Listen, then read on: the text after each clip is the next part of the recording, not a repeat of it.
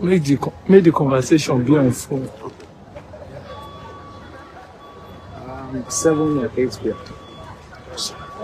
What did you say the time? 27 minutes. All the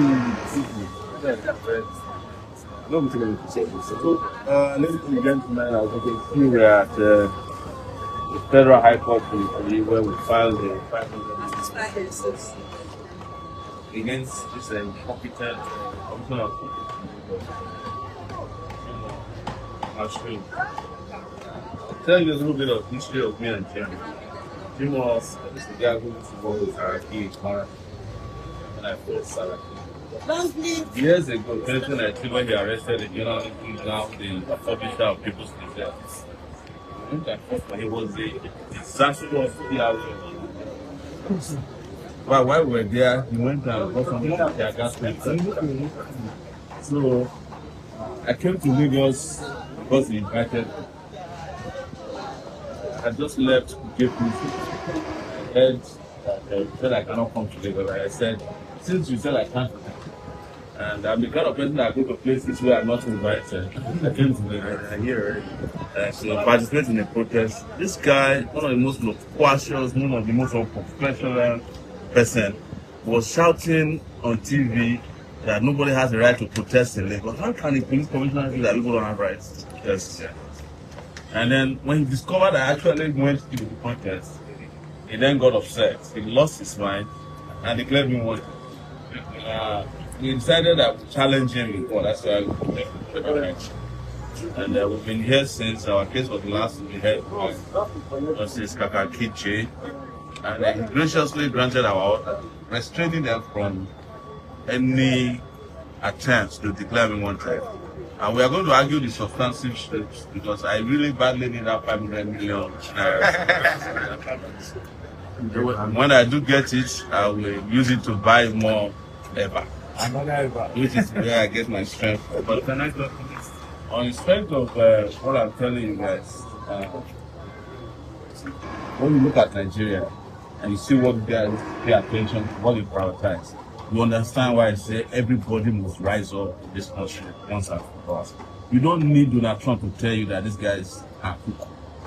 And Donald Trump is not different from them. Anyways, let us unite and save our country. And I volunteered myself. And all these guys you see behind me, and those of you who are behind the camera, have all volunteered yourself. You are ready to take the risk. Yes. It can't get worse than this. You are already a slave in your country. You are already submerged by poverty, by unemployment, by all kinds of health issues, from malaria to typhoid. You have been besieged with bad roads, with no schools for your children, with no salaries. Even the policemen that are involved in this, I fought for them, and 29,000 of them got promoted. But the next day they came and broke my hand. The CSP came and broke my hand. The following 2 weeks, another CSP took me to Kuje. But that's not, I'm not complaining.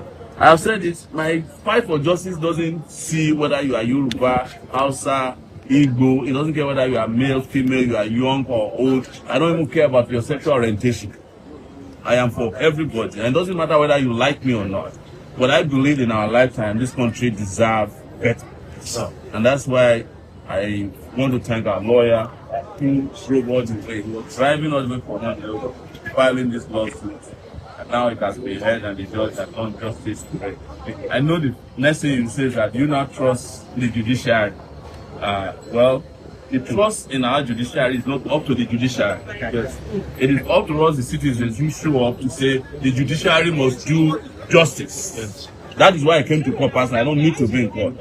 And yes, if the judiciary cannot give us justice, we must bring justice to the judiciary. Yeah. So, of course, I thank the judge for having the courage, even when it was late in the day and it was his last case, and he was very tired, he still took the case.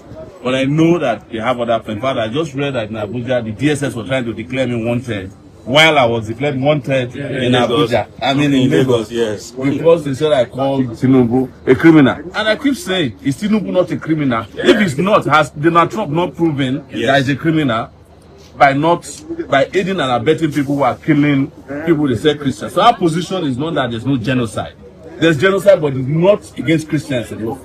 There's genocide against everybody in Nigeria. There's genocide against Muslims, Christians. There's genocide that is carried out by the Nigerian state systematically against Nigerian people, against the poor. Hunger, starvation, corruption is the source of genocide. That in itself is genocide.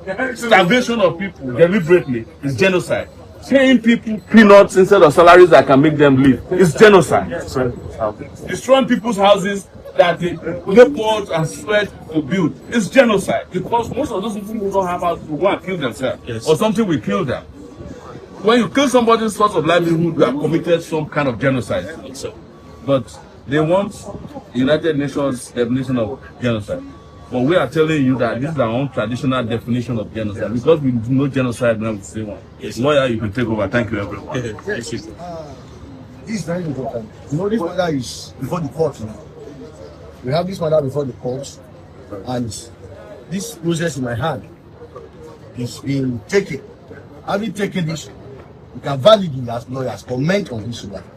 We have a motion notice before the court. We are leaving that one out now. The orders granted by the court, specifically read it out as a notice to the Commissioner of Police of Lagos State. The court granted an interim injunction restraining the respondent, particularly the Commissioner of Police of Lagos State, from harassing, from intimidating, from threatening with arrest, from arresting, from further declaring, representing, or in any manner portraying the applicant as a wanted person, pending the hearing of the motion on notice. That is the first one. The implication of this is that the declaration made by the Commissioner of Police of Lagos State on the 3rd of November 2025 is now empty. It's void. Based on this order of court. And we must say this clearly. We must return powers to our court. Just like Mr. Sowore has said, people should not ask us whether we trust our courts. If police they are chasing us everywhere, and we still come before the court, that's right. And we still entertain apprehension whether we can get justice, where do we now go? Where do we go? We have our hope here. Yes. It's like somebody marries. Because that you are married, does not mean you trust woman. Yes. Or you need to marry. Yes. If the woman disappoints you, fine. If it doesn't, then you can now be an example of a good marriage. We have hope in the court. The example of that hope now has just been justified and validated today. The second order granted by the court, and this is also a notice to the police.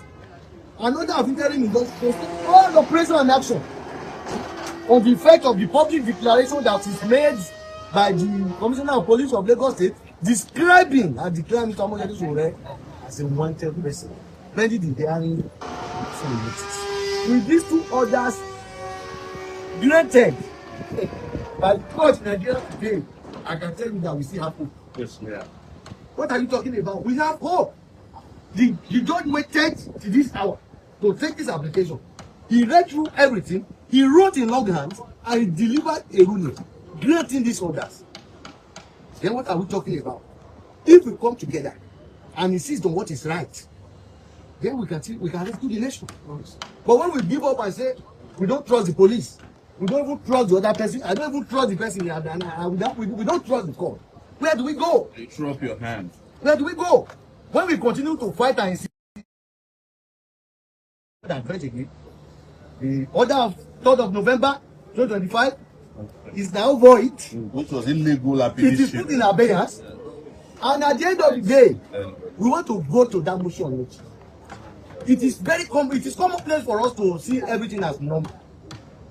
Under the law, the police does not have the power to just wake up and describe somebody at the distance wanted without invitation, without any criminal investigation going on. And in fact, he made that declaration at the barricade.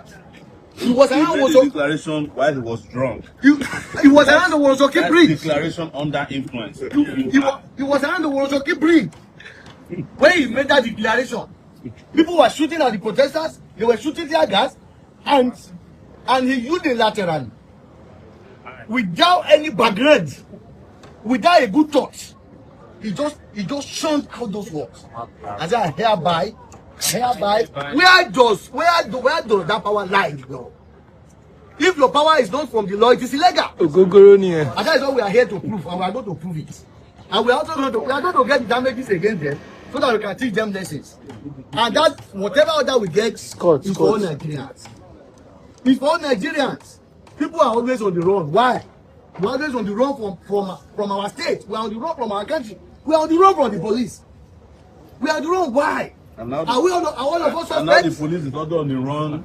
Somebody travels to Lagos. As he said, Lagos they are declared you wanted. Where does anybody get that power? Come down from your car now. Please, as we are challenging this, I challenge all of us. We have to raise our voice against things like this. It is Mr. Wonyele's already today, tomorrow it will get all of us. Yes. Thank you so much. Thank you guys so much. Of course, revolution now. Only solidarity forever. We are saying solidarity forever. We are singing solidarity forever. We shall always fight for our right.